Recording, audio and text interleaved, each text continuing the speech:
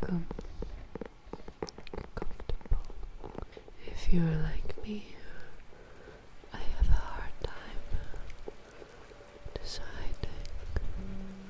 between the Imperials or the Stormcloaks. So let's break down the pros and cons of each side, and maybe by the end of this video, you know what to choose. Or maybe you already know. Then I guess there's no point of watching this. As we know, the Stormcloaks are a rebellion. They're in order to in Skyrim to be independent from the Empire. The Empire, aka Cyrodiil, is their freedom and independence. Self-rule. Now Imperial decisions being made all the way in Cyrodiil. Freedom.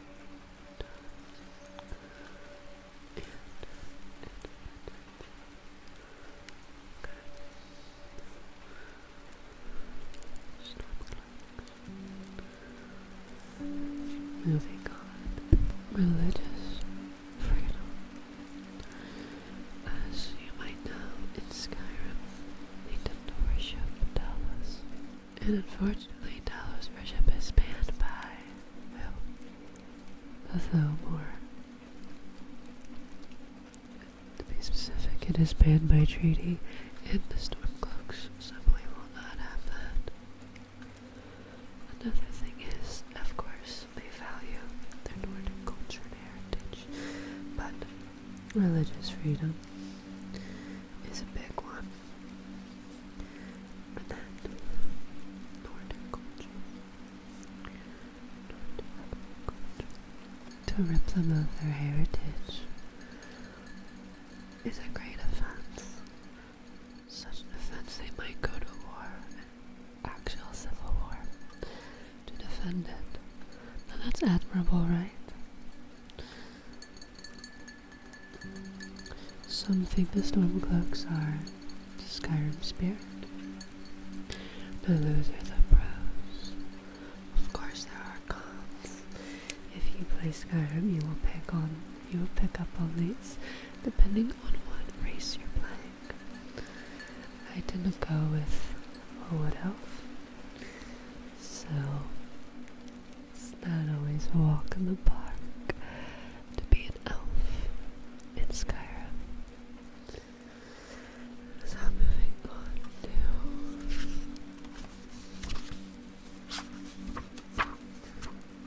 I lost my page, there we go.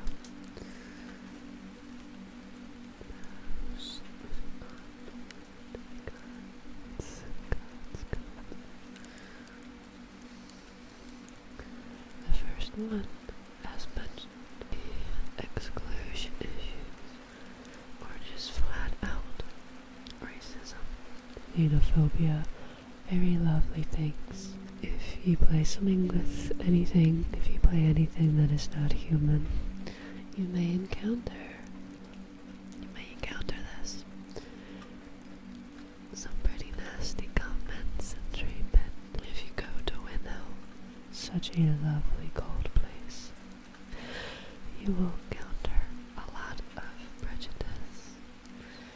They have an entire section, basically segregated, where all the elves live in non-Skyrim, non-Nordfolk, basically. It's pretty bad. So that is a big con. What else is bad about the Stormcloaks? Well, it all depends on who you ask. But Ulfric Stormcloak, the leader of said rebellion, what are his intentions? Is it power, fame, ego? This is a loaded question, and it simply depends on who you ask. Thankfully, if you go down this line and you make a decision, you can learn a bit about Ulfric. Even if you don't make a decision, you can go talk to him and find out and kind of gauge his personality. He does think he's hot.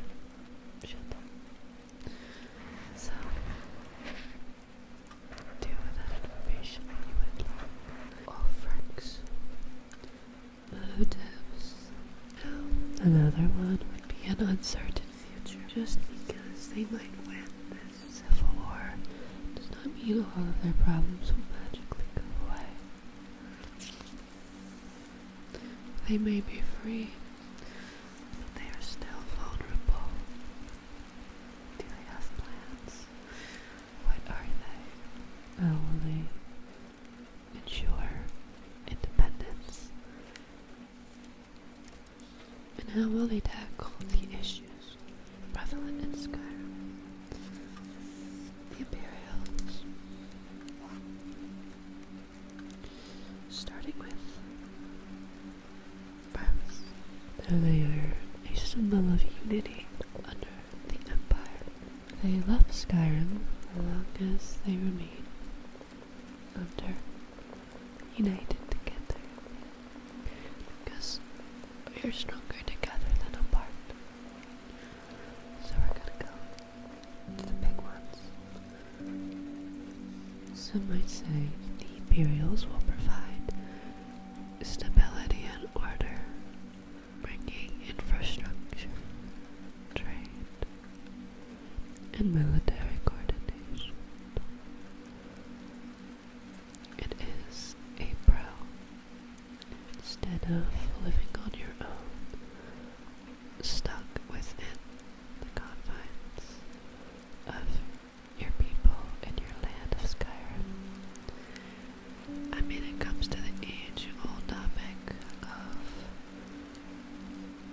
globalization versus helping your own before you help others. Is it better to open up your land to others? It brings in more trade, it brings in more people. Or do you keep everything for yourself, only trading to those that live in your land, and only having those issues solved together by your own people? Well, the Thalmor are a growing problem in this world. I hate them, but some think it would be suicide to even attempt to get rid of them, if you will. And that is another pro.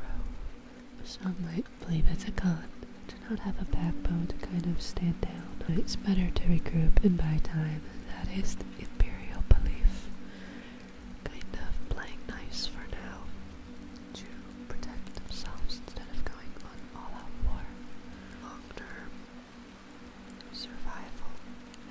Now another would be, as you can kind of tell from that alone, they are more pragmatic. They would rather find compromise than seeking potential destruction over, pragmatism versus emotion. Stormcloaks would be more emotional, defending their culture, their people, their land. Maybe a haphazard plan to defend themselves and root it out and to get rid of the Thalmor at any means necessary. What sounds more appealing to you?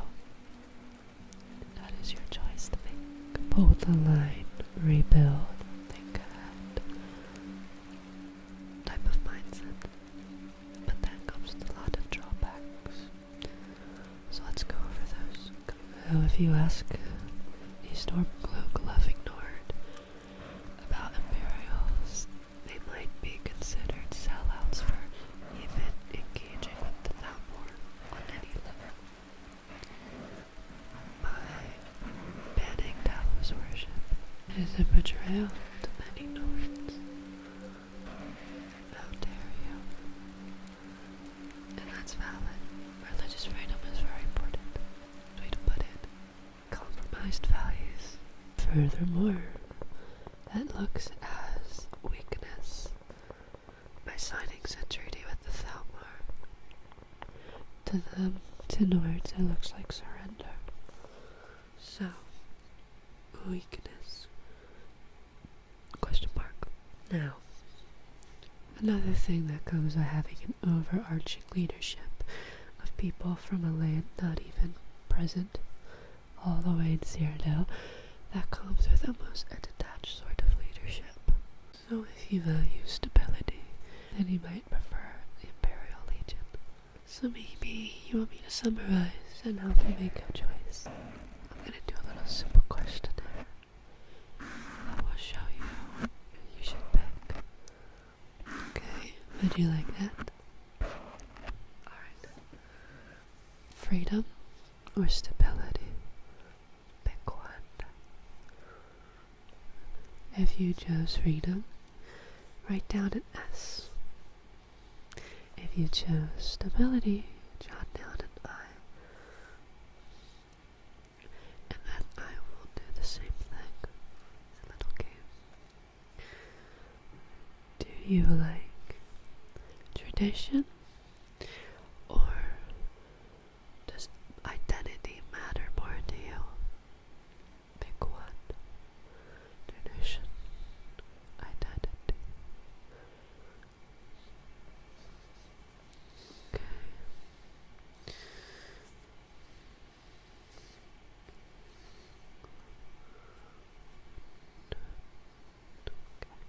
Next one.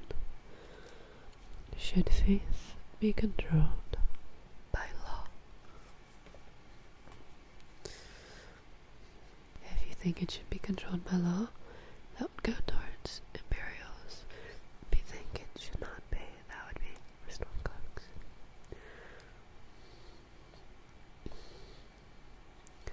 Okay. Do you believe in unity or pride? Unity or pride? Unity or pride? Unity would be Imperials, pride would be Stormcloak. Give you an idea. Do you think war should be more so strategy or emotion? Emotion, Stormcloak. Strategy, a point for Imperials. If you think Skyrim on its own could survive the long term, then that would be for Stormcloak. And then Imperial if you think they could not survive in the long term. I kind of want to add another. I know the whole tradition and identity is kind of a hint towards it, but I'm going to be more on the nose. If you have a tie and you need a tiebreaker, you could use a final one. Y'all rockin' with prejudice. Yes for Stormcloak, no for Imperial. So for me, even excluding that, I have 4 for Imperial, 2 points for Stormcloak. So, guess I'm an Imperial. Imperial bootlicker, some might say. And that's not including the prejudice thing. Because imagine hating on somebody for how they were born. Because they have maybe scales on their skin, fur on their face, pointy ears. Couldn't be me. Maybe some. Whatever you pick, this is your choice to make. It's your game to play. But I'm somebody who overthinks every decision in a video game. So, I wouldn't do this. And you can always just reload a save. So, if you're not enjoying the path, you can change your mind. Honestly, you can betray them, I believe. I'm pretty sure you can betray each side as you play. So, you can literally change your mind halfway through. It doesn't matter. So sleep well, traveler. Hopefully your mind has been made. Imperial scum.